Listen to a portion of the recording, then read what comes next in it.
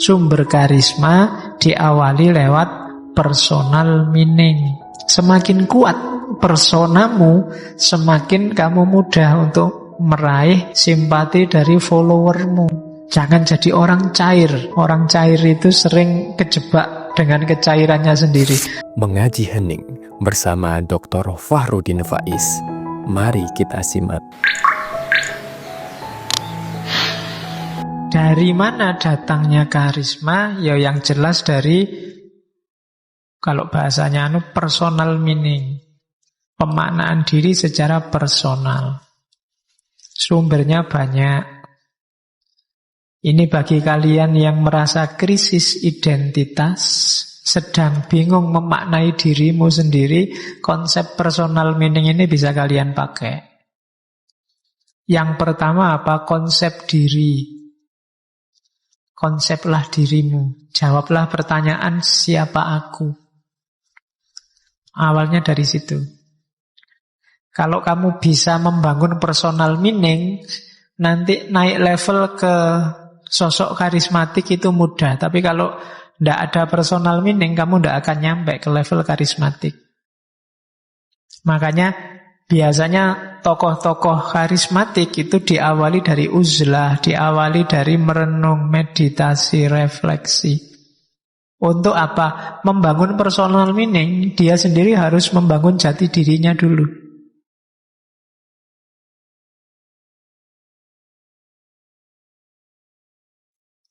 Yang pertama itu konsep diri.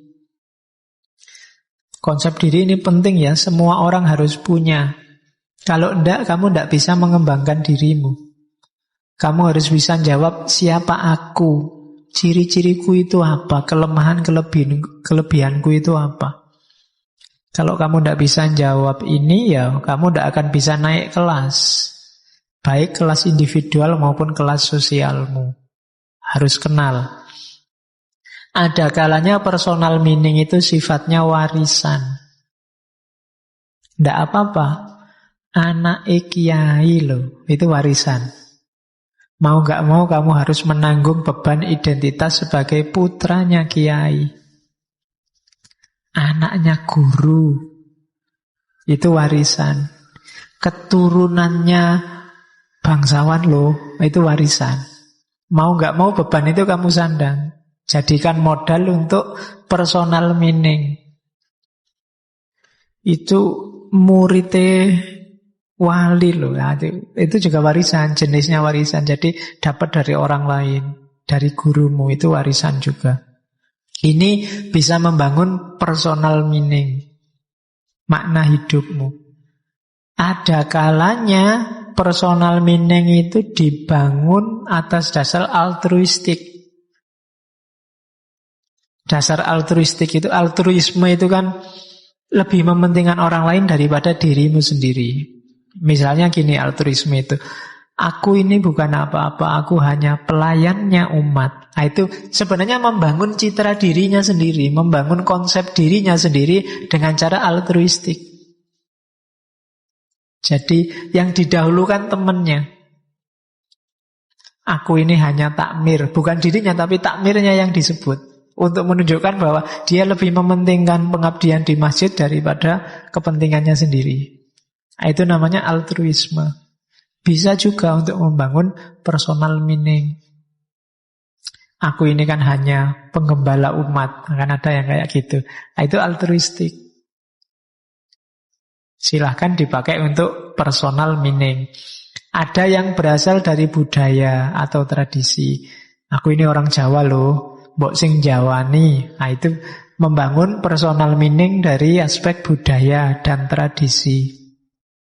Ada yang berdasarkan orientasi sosial atau politik. Aku NU loh, aku Muhammadiyah loh, aku FPI loh. Nah, itu orientasi sosial. Aku PKB loh, itu orientasi sosial politik. Ini bisa juga untuk membangun personal meaning, makna dirimu.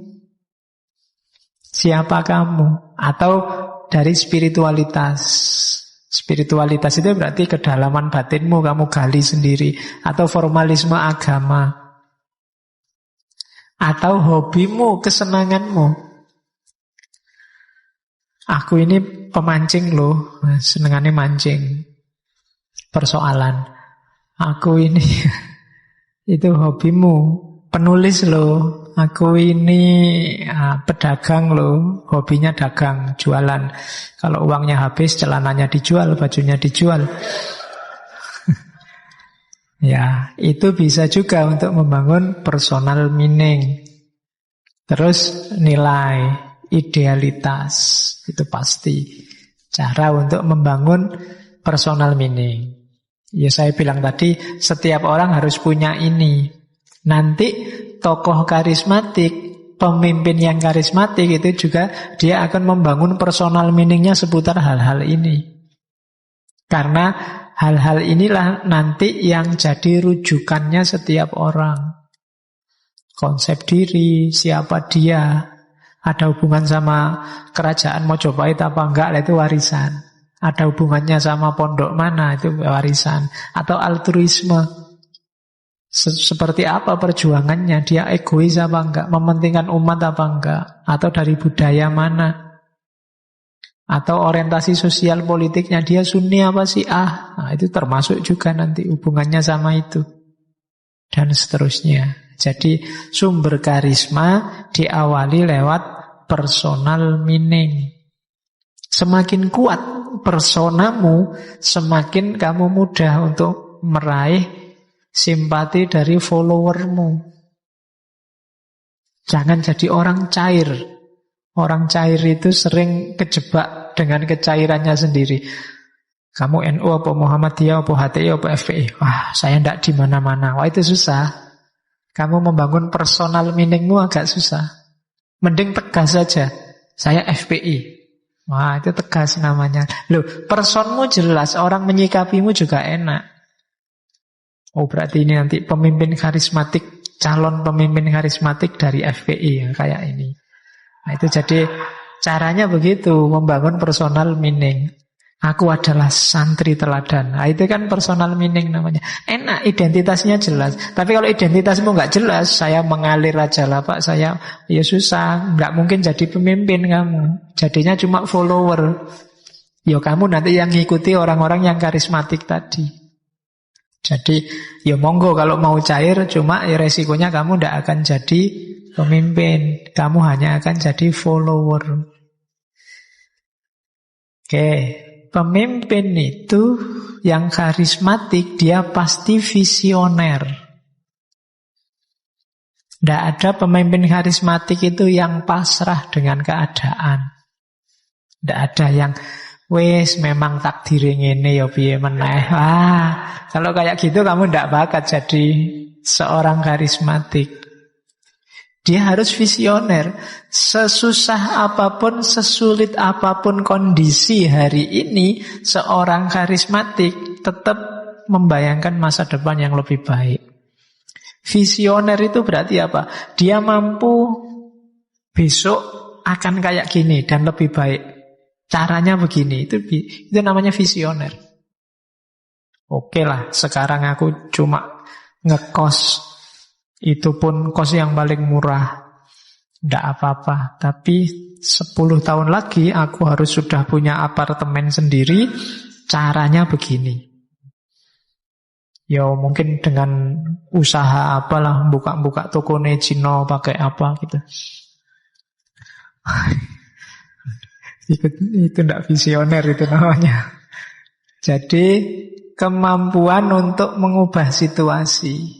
Membayangkan 3 tahun lagi harus sudah lulus S2 ini, kemudian nyari beasiswa S3, nggak usah lama-lama S3 setahun setengah aja. Terus, yo kan namanya visioner. Caranya biar cepet gampang, gini aja lah, disertasinya digini-gini. Nanti itu namanya visioner.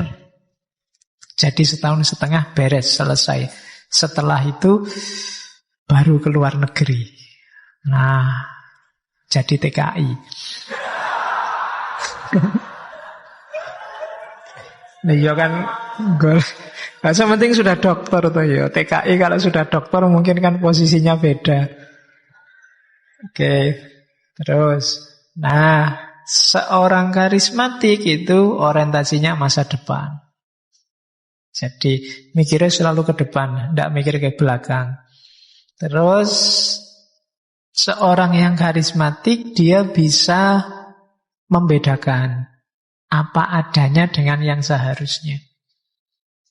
Realnya begini tapi harusnya begini.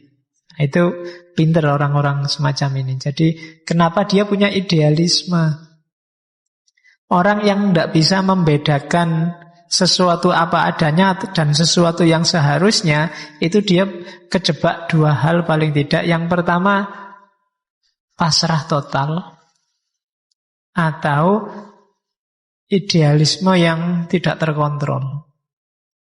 Misalnya, idealisme yang tidak terkontrol itu, kamu kuliahnya di Usuluddin, jurusan tafsir, tapi cita-citanya saya pengen jadi dokter, Pak. Itu kan tidak nyambung. Nggak lihat realitas hari ini. Dari kuliah tafsir ya jadi mufasir. Kalau jadi dokter terlalu jauh, jadi dukun masih mungkin. Nah, ya kan itu namanya punya visi tapi realistis, sambungkan sama kondisi kekinian hari ini. Jangan terlalu jauh, nanti susah. Jadi presiden masih mungkin. Mungkin kamu masuk partai yang besar, terus kawinlah sama anaknya ketua partai, sopo ngerti, terus disuruh gantiin, dan besok nyalon presiden. Nah itu masih bisa. Jalannya masih ada. Tapi kalau urus jurusan tafsir pengen jadi dokter ya susah memang. Ya mungkin bisa kerja di rumah sakit tapi bukan dokter. Ya bagian dungannya yang sudah meninggal itu. Terus yang keempat, ya, dan ya, visioner itu punya orientasi masa depan tidak dalam konotasi cita-cita ngawur, tapi dalam konotasi naik kelas, mengubah dari kondisi sulit hari ini dengan kondisi penuh harapan di masa depan. Itu namanya visioner. Dan punya rencana, dia punya strategi. Jadi orang yang visioner ini salah satu cirinya seorang karismatik. Kamu juga masing-masing harus punya strategi loh ya. Sekarang saya kuliah semester sekian, 2-3 tahun lagi semester sekian, 7 tahun lagi DO. Tuh. Loh ya diantisipasi. Ya dia dirancang sing tenanan masa depanmu. Kalau kamu sampai DO berarti kamu tidak visioner, tidak bisa ngitung jalan ke depannya sampai kapan. Oke, ciri yang kedua, seorang karismatik itu percaya diri dan berani mengambil resiko. Tidak ada pemimpin karismatik kok ragu-ragu. Lia Eden itu mantep loh, luar biasa kalau ceramah. Dimas Taat itu sebelum pegang polisi itu coba dengerin kalau dia ngomong mantep.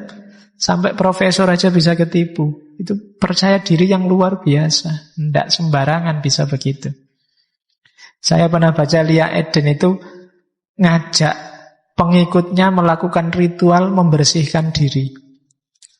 Caranya apa? Semua rambut harus dicukur. Tidak cuma kumis, tidak cuma ini, termasuk rambut-rambut di lengan, ya apalagi yang itu harus bersih, jadi gundul-gundul pokoknya semuanya dari atas sampai bawah. Tidak laki-laki, tidak perempuan. Harus begitu. Itu ritual membersihkan dirinya. Dan itu followernya percaya. Saya tidak tahu, mungkin ada nggak ritual ngecek sudah gundul bener apa enggaknya. Apa ya percaya wae lah, yang penting wis gundul kabeh. Jadi ada ritual kayak gitu. Itu kan susah loh bisa nyuruh orang kayak gitu kalau dia sendiri nggak percaya dirinya sendiri. Kalau imamnya ragu-ragu ya nggak mungkin jamaahnya yakin. Jadi cirinya begitu. Ya dulu ada orang yang ngaku Imam Mahdi di Mekah. Salah satu Mahdi Sunni. Saya punya banyak tulisan tentang klaim-klaim Mahdi yang dari Sunni. Ada orang namanya Muhammad bin Abdullah Al-Qahtani. Dia yakin dirinya Imam Mahdi karena ada hadis yang bilang bahwa besok akan datang Imam Mahdi, namanya adalah namaku, nama ayahnya juga nama ayahku. Dia namanya Muhammad bin Abdullah. Cuma dari suku Qahtan. Dan dia ngaku Imam Mahdi. Punya saudara ipar namanya Juhaiman al-Utaibi. Ini dia bisa, 2 orang ini dan pengikutnya sekitar 500-an orang yang menganggap dia Imam Mahdi, menaklukkan Masjidil Haram. Jadi satu ketika dia dan pengikutnya menyerbu Masjidil Haram. Subuh-subuh dia sama pengikutnya masuk masjid sambil bawa senjata. Terus diserbu masjid itu, dikuasai. Semua jamaah masjid, ratusan orang yang ada di dalam itu dipaksa untuk membaiat si Al-Qahtani ini. Kalau nggak mau dibunuh. Sekitar 2 mingguan lebih, saya lupa tahun 79 apa 80, Masjidil Haram itu dikuasai oleh mereka. Ratusan yang tewas dibantai di dalam masjid. Kamu nggak pernah dengar cerita ini mungkin ya. Coba kamu lacak di Google. Namanya Muhammad bin Abdullah Al-Qahtani. Dan saat itu polisi-polisi, tentara-tentara Arab tidak berani masuk ke Masjidil Haram. Kenapa? Itu tempat suci ya. Masa dipakai perang? Susah dia. Jadi akhirnya apa? Mendatangkan pasukan Perancis. Syaratnya pasukan Perancisnya disuruh syahadat dulu. Ya, susah ya. Dirinya sendiri yang muslim tidak berani masuk. Akhirnya minta bantuan orang lain, tapi orang lain ini suruh syahadat dulu. Ben dadi Islam. Ya lah. Jadi ratusan yang meninggal selama 2 minggu. Dan bisa dapat pengikut 500-an orang itu kan luar biasa zaman itu. Karena dia apa? Rasa percaya dirinya tinggi. Yakin 100% kalau aku itu Imam Mahdi. Dan orang diwajibkan yakin. Sebenarnya kalau mau bertahan mati-matian mungkin korbannya lebih besar. Cuma kepercayaan para pengikutnya merosot karena ada hadis yang bilang nanti kalau ada tentara-tentara non-muslim datang, Allah akan mendatangkan pasukannya dari dalam bumi. Ada hadisnya begitu ada. Ini ditunggu-tunggu sudah diserbu pasukan Perancis yang dari dalam bumi kok tidak muncul-muncul. Akhirnya mulai tidak percaya sama Imam Mahdinya. Begitu nggak percaya ya jatuh sudah pendukungnya. Dan itu yang terjadi. Jadi percaya diri berani dengan resiko. Siap menerima resiko. Baik resiko profesional apalagi fisik. Dan mampu membuat jamaahnya berani berkorban. Nggak masalah. Yang penting demi si pemimpin yang karismatik ini. Dulu Indonesia punya Soekarno. Kalau dia berteriak revolusi, mengobarkan semangat, semua pejuang berani mati sudah. Jadi mendorong pengikutnya berani mengambil resiko. Dan ya pinter nyari strategi. Ibnu Tumat itu strateginya dia menjiplak sejarahnya Nabi. Nanti sahabatnya dibagi 2, ada Muhajirin, ada Ansor. Nanti dia melakukan hijrah. Pokoknya dia mengfotokopi jalan hidupnya Nabi. Ini bikin jamaahnya makin percaya, wah ini memang Imam Mahdi beneran ini. Ceritanya persis kayak Nabi. Karena memang dia sengaja memfotokopi gayanya Nabi. Mulai nama sahabatnya, gerakannya. Yang tidak ditiru cuma istrinya. Ya, mungkin seandainya total beliau punya istri 9 kayak Nabi, mungkin ya tambah yakin mungkin loh ya pengikutnya. Jadi itu yang cirinya seorang karismatik, percaya diri dan berani mengambil resiko. Hasilnya apa? Relasional.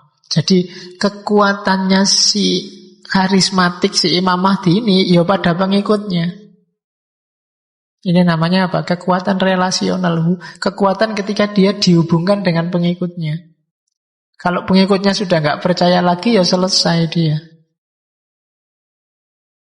Jadi pengikutnya itu kagum, percaya, setia, menerima tanpa bertanya, mengafiliasikan diri, mengidentifikasi diri, akulah pengikutmu yang sejati, dan sayang. Apa sayang bahasanya? Terjemahnya sayang, maksudnya cinta. Cinta itu kan sudah nggak peduli kiri kanan.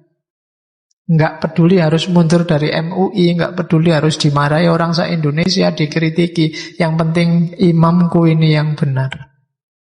Itu namanya relational power. Dan kekuatan si imam ini ya dari para pengikutnya ini sebenarnya. Sejago-jagonya Pangeran Diponegoro, kalau nggak ada pengikutnya yang mau perang, ya nggak jadi perang. Jadi kekuatannya justru dari para pengikutnya. Setelah sebelumnya pengikutnya ini dibuat terpesona. Itu namanya relational power. Oke. Kalau di Mesir ada juga Mahdi Sunni namanya Sukri Mustafa. Dia ini sempalannya Ikhwanul Muslimin. Dia bikin gerakan namanya gerakan takfir wal hijrah. Jadi gerakan takfir wal hijrah ini gerakan yang intinya semua yang di luar dirinya kafir, kecuali yang meyakini kemahdian si Sukri Mustafa ini. Tapi mengakui kemahdian Sukri Mustafa tapi tidak mau hijrah ke tempatnya Sukri Mustafa juga tetap dianggap kafir. Jadi takfir wal hijrah. Sukri Mustafa ini awalnya sarjana pertanian, tapi jadi Imam Mahdi. Jadi khas. Kadang-kadang ada yang unik-unik seperti itu. Nanti dia jamaahnya diwajibkan gaya hidup, gaya mikir harus sama kayak Nabi dan para sahabat. Sekolah haram. Nabi dan para sahabat nggak pernah sekolah. Iya, sekolah diharamkan. Jadi berarti kamu sekolah itu bid'ah sebenarnya. Tidak boleh. Katanya Sukri Mustafa begitu. Dan ilmu macam-macam itu tidak ada gunanya. Ilmu itu cukup tauhid sama fikih dasar sudah. Ditambah ilmu macam-macam itu nambah kacau, nambah ruwet. Sudah ngerti itu ya sudah. Wis menikmati hidup. Kayak zaman para nabi dan para sahabat. Dia hidup di gunung-gunung. Tapi terus sebenarnya pengikutnya banyak. Cuma karena menyendiri uzlah, ada beberapa keluarga yang merasa keluarganya hilang. Itu yang bikin pemerintah turun tangan. Ada beberapa yang kemudian sadar turun gunung dan dibunuhi. Jadi yang semula anggotanya kok balik lagi ke keluarganya, dibantai oleh Sukri Mustafa dan kawan-kawan. Di situ mulai dia berhadapan sama pemerintah Mesir. Sampai dia nanti menculik ulama besar Mesir, Muhammad Hussein Al-Zahabi, dan sukses membunuh ya. Dan berhasil membunuh Muhammad Hussein Al-Zahabi, dan dari situ terus pemerintah Mesir marah dan dilakukan pembasmian, dia ditangkap dan dieksekusi. Itu juga senjatanya klaim kemahdian, karismatik. Dan kekuatannya lagi-lagi ada di pasukannya, anak buahnya. Kekuatannya namanya kekuatan relasional. Oke, ya kayak kita ini kan ngaji ini kekuatannya namanya relational power. Aku sendirian gak ada gunanya. Maksud aku ngomong dhewe ning kene kaya wong edan. Ya, kalian juga nggak ada saya juga nggak ada gunanya. Kamu nongkrong di situ ngapain? Takmiri juga mesti nggak mau bikinin teh. Ini namanya apa? Kekuatan kita ini namanya kekuatan relasional. Tidak mungkin kita kuat sendirian, sukses sendirian, harus bareng-bareng. Nah, di dunia sosiologi namanya relational power. Terus, ciri paling menonjol dari karisma itu namanya breakthrough. Breakthrough itu terobosan. Situasi sumpek, krisis, dialah yang bisa nyari terobosan. Dialah yang bisa nyari jalan keluar. Inilah nanti yang bikin dia dicintai oleh pengikutnya. Sudah sumpek, utang banyak, bertumpuk-tumpuk, bayarnya gimana? Ada terobosan baru, penggandaan uang. Yo kan terus seneng orang. Wah ini luar. Disuruh ngapain aja mau, ndak masalah asal uangnya jadi banyak. Nah itu breakthrough. Dengan breakthrough inilah dia bisa mengontrol kondisi saat ini. Dengan breakthrough jamaahnya jadi semakin kagum. Dengan breakthrough orang mau berjuang, mengorbankan diri, merendahkan dirinya. Gara-gara apa? Dia lihat terobosannya. Dulu Cokro Aminoto itu dianggap Imam Mahdi juga. Orang menggelarinya Heru Cokro. Jadi kenapa banyak melakukan terobosan-terobosan baru? Orang jadi kagum, tunduk, takluk.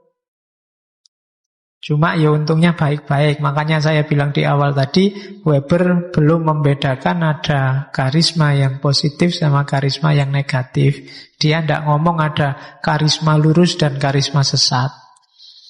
Yang bisa kayak gitu MUI. Weber cuma ngomong, ya Weber dia cuma ngomong ada fenomena karisma yang beda dengan otoritas tradisional, beda dengan otoritas legal. Dia ini menggerakkan massa sendirian dengan kekuatan karismatiknya. Dia ngomong apa, pengikutnya manut tanpa bertanya. Antara lain karena breakthrough-nya, karena terobosan-terobosan yang dia lakukan. Tanpa adanya breakthrough, ya orang tidak percaya. Kalau nggak ada breakthrough-nya, ya dianggap cuma ngomong. Kamu teriak-teriak revolusi, tapi kamu sendiri tidur, ya orang tidak percaya. Maka harus lakukan terobosan-terobosan, namanya breakthrough. Dari situ kamu akan diposisikan jadi seorang yang karismatik. Terima kasih sudah menyimak. Semoga channel Mengaji Hening bersama Dr. Fahrudin Faiz selalu bisa memberikan ilmu, motivasi, dan kebermanfaatan. Salam sehat dan bahagia.